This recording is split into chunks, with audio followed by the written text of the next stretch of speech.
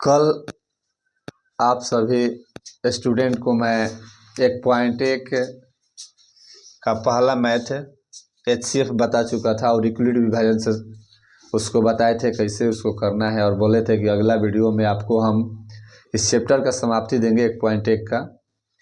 तो आज हम इस सारे मैथ को बना चुके हैं और आप लोगों के बीच में समझाएंगे, और आप लोग ध्यान से इसे नोट्स बनाते रहिएगा। कल से 1.2 स्टार्ट किया जाएगा। आज 1.1 NCERT बुक समाप्त कर दिया गया है। आप सब ध्यान से देखिए, यहाँ पर हम समझा रहे हैं। जैसे कल आप लोगों को पहला मैथ जो बताया गया था HCF, दूसरा मैथ है 196 38 220। तो एक बार में गया है 196।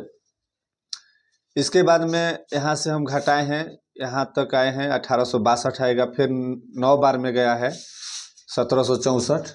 उसके बाद में घटाने पर 980 आए जो 5 बार में गया है। तो यहाँ से हम HCF ये नहीं बोलते हैं, HCF इसी को बोला जाता है 196, यानी चरण 1 में ही समाप्त हो जा रहा है। 38 220 को पहले लिखेंगे, 196 को उसके बाद में भागफल लिखा जाता है, उसके बाद में इसके बाद में शेष लिखा जाता है। तो इसका HCF 196 आ गया। उसी प्रकार हम 3 नंबर भी बता चुके हैं जिसका आंसर चरण वाइज 1 2 3 में HCF 51 आ रहा है। इसके बाद मेरे भाई पहला का तीनों मैथ यहाँ पर हो गया, कल बताए थे, पहला दूसरा और तीसरा यहाँ है। इसके बाद में 2 नंबर उसी का 1.1 का, एक कोई धनात्मक पूर्णांक मान लेना है b बराबर 6, क्योंकि उसमें 6 cube plus 6 cube plus 1 6 cube plus 2 के रूप में दिया गया है। तो हम सबसे बड़ा अंक ले लेंगे और समझेंगे इसके बाद में कि शेषफल जब भी होगा ना 6 से, तो 6 से कम ही होता है, यानी 0 1 2 3 4 5। एक सूत्र होता है a बराबर बी क्यू प्लस आर। तो हम मान चुके हैं b बराबर, इसको मान लेना है, ठीक ना बाबू मेरे भाई, इसको मान लेना है कि माना b बराबर 6। तो b के जगह पर 6 रखना है, और शेषफल आप पारा परिपुट कर देना है। जिसे एक बार 0 पुट किए हैं तो किसी भी संख्या में 0 जोड़ने पर या घटाने पर उसके मान में परिवर्तन नहीं होता है, इसलिए यहाँ चौकी हो गया, लेकिन इसके बाद में चौकी प्लस 1 हो गया, 2 हो गया, 3 हो गया, 4 5। हम लोग से विषम संख्या मांगा है, तो विषम संख्या 1 3 और 5 यही आपका आंसर हो जाएगा। अगर सम मांगता ना मेरे भाई तो 2 और 4 और 6 क्यू लिख सकते हो, कोई दिक्कत परेशानी नहीं होगा। इसके बाद 3 जो दिया है इसमें 616 और 32 का HCF निकाल देना है।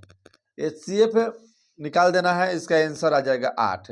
तो पहले भाग विधि कर लेना होगा, उसके बाद में यूक्लिड विभाजन से कर लेना होगा, कोई दिक्कत परेशानी नहीं है। इसके बाद में हम आ जा रहे हैं मेरे भाई 4 नंबर में।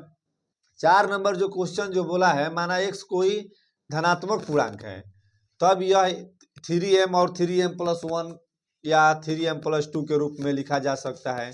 तो वर्ग बोलेगा तो वर्ग कर देना है। वर्ग का मतलब होता है किसी संख्या का 2 बार लिखना, यानी मान लो कि 2 का वर्ग करना हो तो 2 गुने 2 हो जाएगा, 2 दूनी 4 हो जाएगा। अगर क्यू का वर्ग करना हो तो क्यू 2 बार लिखा जाएगा, यही है।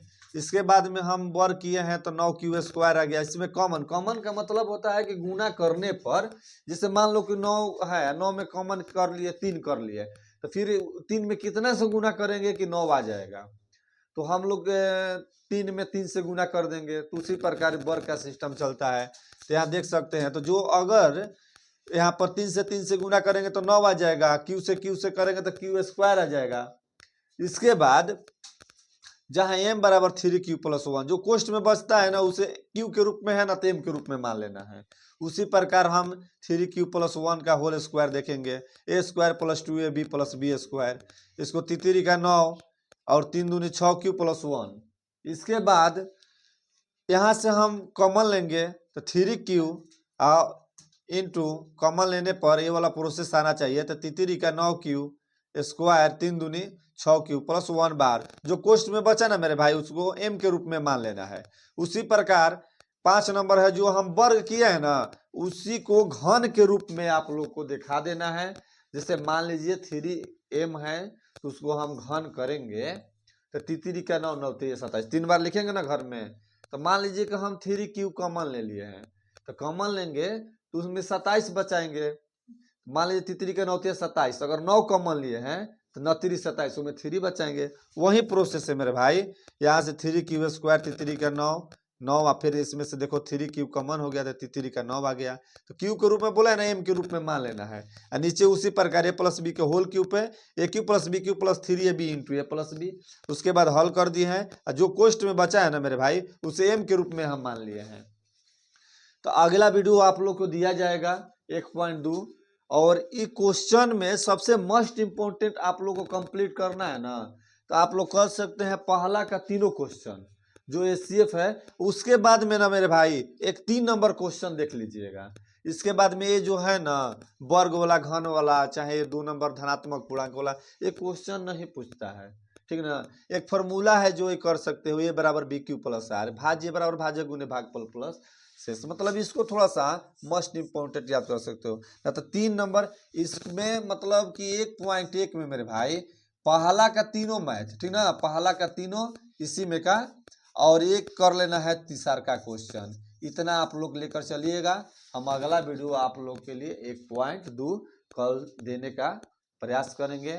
मेरे टीम के जितने मेंबर हैं आप लोग को बार बार बताए हैं, इन्हीं लोगों के सपोर्ट से हम वीडियो बनाते हैं।